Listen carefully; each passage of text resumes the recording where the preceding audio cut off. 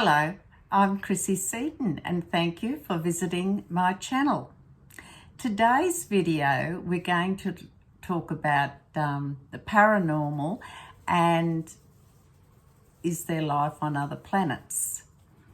In a previous video I mentioned that I would touch on some of these, tricky questions, and what I will do is present it in a way that I will give you the Torah or Jewish perspective on some of these difficult questions. But at the same time, I can't fit into one or two or three videos all the information there is. But what I will do is certainly give you a overall view and then provide links in the description box below of where you can go and further look for and hear a more expanded version of this information on the links that I provide you. And they've been given also from a Jewish Torah perspective. So let's get started. So really, today we're going to sort of have a bit of a look at the definition of paranormal, I guess, and then we're going to talk about that age-old question, is there life on other planets, or is this as good as it gets here on Earth? So let's start with perhaps looking at some acceptable definitions for that word paranormal. Now, according to the Oxford Dictionary, it just says, and I'm sourced these definitions, so I'll read what they say. Paranormal, the Oxford Dictionary says it's an adjective meaning lying outside the range of normal scientific investigation. Another definition states event or phenomena beyond the scope of normal scientific understanding. A third definition, claimed event or occurrences or perception without a scientific explanation. Fourth one says impossible to explain by known natural forces or science at a given time and place in history. Now that's a really good definition, I think, and we'll get more into that as we go along now.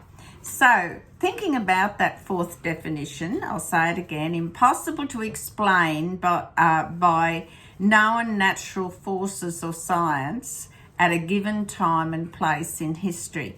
So now I want you to practice a little exercise. Let's just pretend we're now back in the Middle Ages, way back. Now, imagine telling someone then, or suggesting to someone in the Middle Ages that, you know what, one day we're going to be able to fly to the moon and back. What about one day I believe we'll be able to speak to people living across the other side of the world through a little box we'll hold in our hand? Here's another one. What if we said to them, do you know, I think one day it'll be possible to transplant the heart of one person into the body of another person.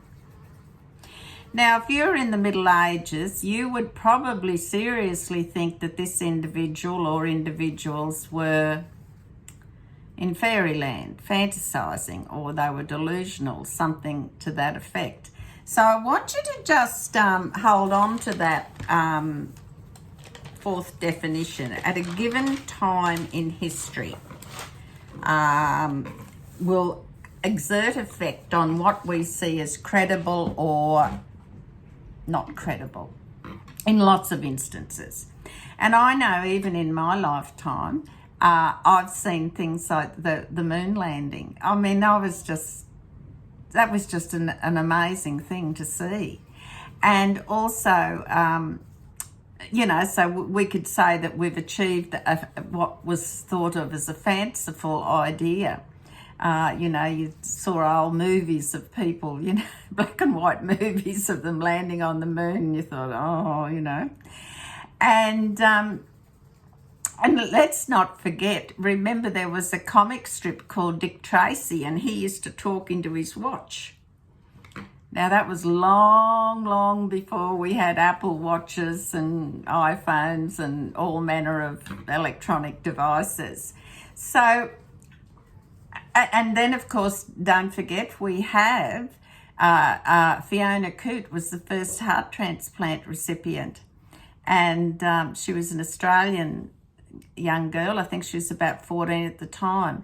So, I mean, in my lifetime, I've seen these things come to fruition that you know, even in the 20th century would have seemed, some of these things wouldn't have seemed, early 20th century, it would have seemed like fanciful ideas, especially when you're talking about heart transplants and things like that. So, these are all these things attest really to the wonders of God's creation. Now, first of all, God is, the divine will of God enables mankind to accomplish things, to do things, to invent things, to do marvelous medical breakthrough surgery. And we could go on forever listing all those things that seemed miraculous before, but now they are a reality. So the divine will makes it possible for those doctors to have that ability and that intellect and the skills to be able to do all these, you know, first of all the research and etc. going into it, and then actually bringing it to fruition, actually doing the task. So anything is possible through divine will. And those things would have been described you know, especially when you talk about landing someone on the moon and transplanting a heart from one body to another, that would have been described as pure fantasy or paranormal in earlier times in history.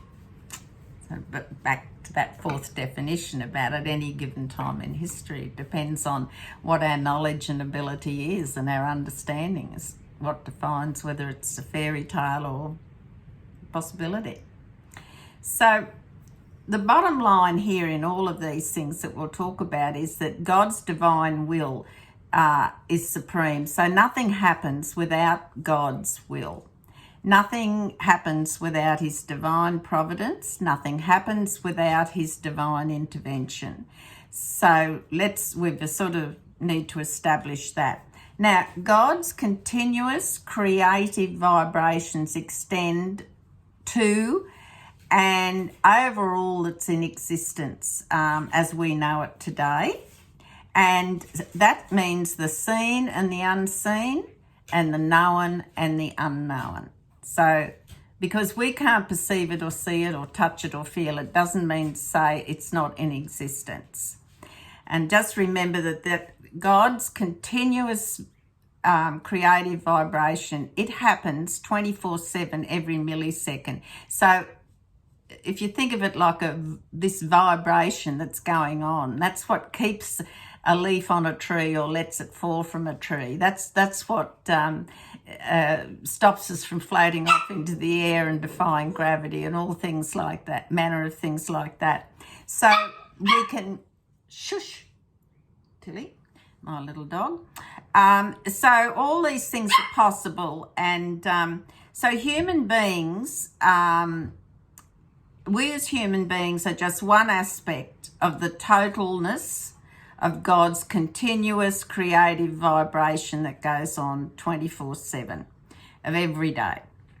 Now, the thing to grasp here is that God is in control of the universe, and what we see and know as a human being now today is due to his will and his intervention. Now, because we can't see it and touch it and feel it, it doesn't mean to say it's not there. So let's have a little summary of paranormal. So we could say it's a collective terminology ascribed to occurrences and phenomena that are outside the parameters of normal scientific investigation and explanation at that given time. So we've sort of got an idea of what we're, putting a definition on paranormal. Okay. Someone once said that yesterday's fantasies are tomorrow's reality, and I thought that was, I can't tell you who made that quote, but I thought it was a wonderful expression. Now, for us to say it's not possible for life to be on another planet, that is that's saying that God is limited, that God has limitations to his divine will and abilities. So all things are possible for God. He has no limits. There's no limits to his wonders or greatness or ability, etc. His divineness and his ability is what brings into existence anything from nothing. So, anything from nothing. Another great saying that I heard someone say, I wish I could remember who quoted these, but I can't. Science fiction is delayed reality. Like that. That's a real easy way to summarise everything. And I remember my father saying when he was a kid, he used to love to read certain comics. I can't tell you what they were, but, they were about flying to the moon and stuff like that. And he said as a little boy, he used to think, oh, gee, wouldn't it be great to do that? And his father said, that's rubbish. That'll never happen. Get on and do your chores. And he lived to see a man land on the moon too. Amazing, amazing. So, science fiction truly is delayed reality in many ways. So, to further satisfy your curiosity, we're going to, I'm going to provide you some links, and that means that you will have to sort of follow some of these things up and watch them, read them for yourself. But I'm giving you sort of an entree into it, and I'm sure, well, if you're interested and curious, you'll go further ahead and look at more of those things. They're much more in detail than I'm able to give you on this this video. So let's look at